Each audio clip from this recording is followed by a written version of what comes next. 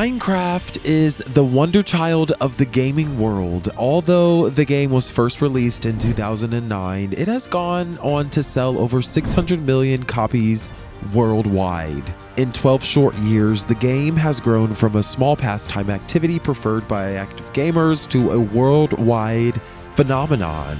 In 2011, the company sold 4 million copies of the game. The company continued to double that amount each passing year. In fact, since 2016, the company has averaged at least 100 million in sales every year. In 2020 alone, the company reached 200 million sales worldwide. By 2020, Minecraft had reached 400 million downloads for just the Minecraft Chinese edition. How Minecraft became a global phenomenon is still very fascinating. Only a few years ago, the game was still being developed by a handful of computer engineers whose number couldn't compare to a standard production team. Today, however, Minecraft employs over 400 employees. Now, when you think of a startup game development team, the typical image that pops up in your head should be a room full of computer geeks, all wearing glasses, pounding away at their keyboards, writing the source code for a few new updates or gaming features. You'd also imagine an entrepreneur at the helm with a handful of advisors cracking their brains on how to take their new product to the market. For Minecraft, however, the story is much different. In the beginning, there was no production team, only a computer programmer named Markus Persson, who also was known as Notch. Plus, at the start of Minecraft, there was no entrepreneur nor entrepreneurial drive, only a passion for video games. So how did this one-man team build the gaming giant that has become the most popular video game of all time? That's what we'll be looking at in this video today. Markus Alexei Persson was born on the 1st of June 1979 in the town of Stockholm, Sweden. His mother was Finnish, while his father was Swedish. Markus and his family lived in Edsbyn from 1979 to 1986. They now moved back to Stockholm. Computers were very popular at the time, and Markus got his first opportunity to drive into the world of computer programming when Markus's father bought himself a Commodore 128 home computer. From a young age of 7, Markus was already tinkering around with his father's computer, writing amateur code, often faking stomach aches so he could stay home from school and write more code. Around that time, Markus experimented with different computer type and programs that became usable once their source code was typed into the computer and saved to a floppy disk. By the age of 8, Markus produced his first game, a text-based adventure game. Markus didn't have a penchant for school. He kept skipping class to work on computer programs, and soon enough, Markus dropped out of high school to focus on creating computer games. His mom, seeing his talent for making these games and his apathy for school, however, she made sure he took an online computer programming course so that he could strengthen his programming skills. Thanks to his dedication and his knack for computer programming, Markus started small-time programming gigs. Soon enough, Markus landed his first major job despite being a self-taught computer programmer who dropped out of high school. In 2003, Markus Persson had already started development for one of his first massive games, Worm Online. Markus developed the game alongside ROLF JANSSON. Worm Online is a sandbox game that allows players to perform a range of actions, including constructing buildings, mining, gathering resources, crafting tools, terraforming the land in underground tunnels, etc. Players can also create and join alliances and villages with other players.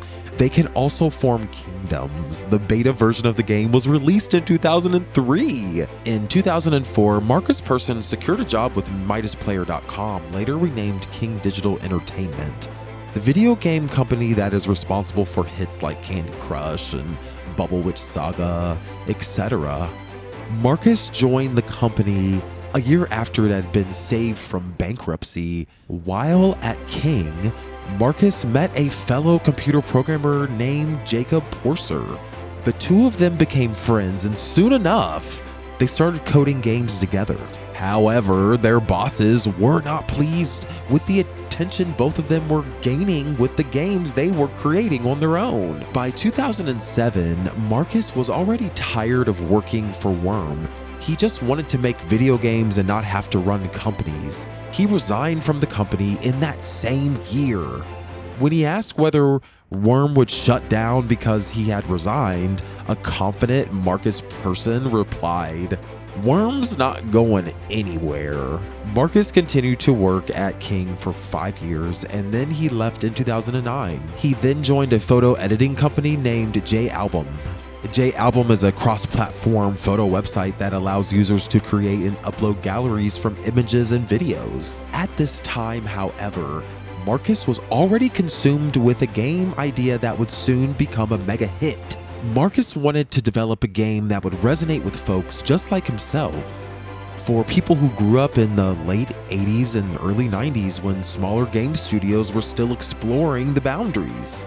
The game would feature a retro aesthetic and an easy-to-use toolkit that gave players the freedom to create whatever they wanted. Just like Worm, the game allowed players to build walls and houses, gather resources to craft tools, tunnel underground, create and join allegiances. In 2009, while working for JALBUM, Markus started working on the game that would later become Minecraft. He spent his free time developing the game. Interestingly, Markus rushed the writing of the game so he could create the next game. He stated on Reddit that the first release version of Minecraft was like a week of work. In time, sales began to grow. To deal with sales and growth of the company, Markus moved to a part-time position at JALBUM. However, the game continued to grow and soon became a hit among the gaming community. Soon, Markus started thinking of opening his own video game company, and to do this, he recruited the help of his friend and fellow developer, JAKOB PORSER. The duo began to plan out their video game company in detail. However, the rapid growth that Minecraft was experiencing meant that they would need additional help. In 2010, Markus Persson and JAKOB PORSER formed MOJANG Specifications, later renamed MOJANG Studios. They recruited former JALBUM CEO Carl Manna as CEO of MOJANG Studios. In 2011, Minecraft was officially released under MOJANG Studios. In that first year, Minecraft was downloaded about 20,000 times, and it had also recorded 4 million in sales, and the company had only begun to grow. By the end of 2011, a personal tragedy struck. Markus's father died of suicide.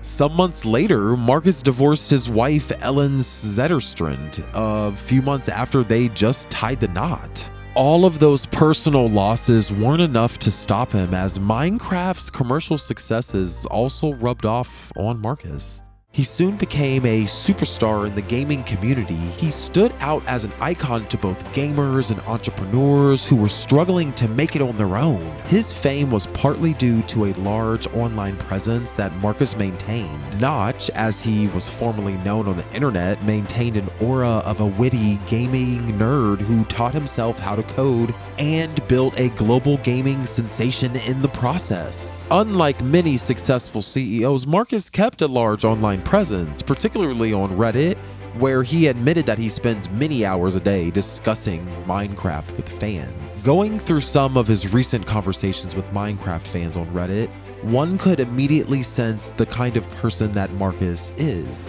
For example, in 2012, while on Reddit, a fan asked him whether he had anecdotes to share about the development of Minecraft. Markus replied, "The most fun I've ever had playing the game was back before Infinite Worlds when the water had a constant volume. I joined some random server and kinda emergently just started to build a castle with a few people, I built some pretty cool looking stables. Then we got started on the mode, and accidentally flooded it too early, and in an attempt to get rid of the water, I dug down and fell into a cave, which proceeded to get flooded as well, and it was just like not a pretty castle. Minecraft's success definitely caught Markus by surprise. Towards the end of 2011, Markus was already experiencing the pains of managing a global game franchise. On the 1st of December 2011, Markus Persson relinquished his position as lead developer and handed full creative control to Jens Peter Bergensten, who joined Mojang Studios in 2010. Finally, in May 2012, Minecraft was released on Xbox. In the first week alone, it had sold more than 1 million units. That same year, Minecraft recorded more than $200 million in sales. By 2014, the company's continued growth had taken a huge toll on Markus's personal life. Markus released a tweet that showed his frustration.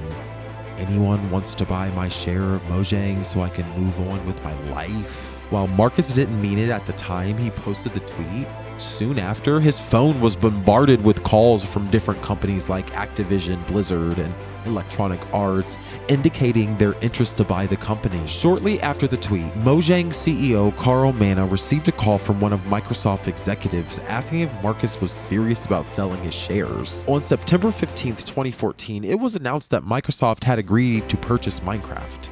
On the 6th of November 2014, Microsoft completed the purchase of Minecraft for a sum of $2.5 billion. And before leaving the company in 2014, Markus wrote, "I've become a symbol. I don't want to be a symbol, responsible for something huge that I don't understand, that I don't want to work on, that keeps coming back to me. I'm not an entrepreneur. I'm not a CEO. I'm a nerdy computer programmer who likes to have opinions on Twitter."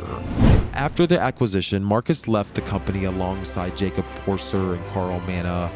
Markus returned to his passions of developing computer games and sharing his life on social media. A year after the acquisition, Markus opened up about the downside of his successes and wealth. In a series of tweets, he complained that he never felt more isolated in his life while he was partying with famous colleagues and friends in Ibiza. He goes on to mention the difficulty he faces in spending his fortune. He even said that partying is not a sane way to spend money, but it's fun. "When we were young, we did not have a lot of money at all, so I thought if I ever got rich, I'm not going to become one of those boring rich people that doesn't spend their money." Unfortunately, he became one of those boring rich people that doesn't spend their money. "I play games and it's not that expensive of a hobby," he said in an interview, "but I am slowly learning how to be less frugal. My life's changed, but I'm still the same guy at my core." Markus Persson is not your typical CEO. He didn't finish high school, talk less of university or college. Plus, unlike most CEOs, he never nursed an ambition to create billion-dollar companies. However, he had a work ethic that sure led to his successes. For a man that had little formal education, he had to work hard at mastering his passion, creating games. His life and success at Minecraft is proof of what you can achieve if you pursued your passion with single-minded focus and a diligent work ethic. What did you find inspiring? Let us know in the comments below.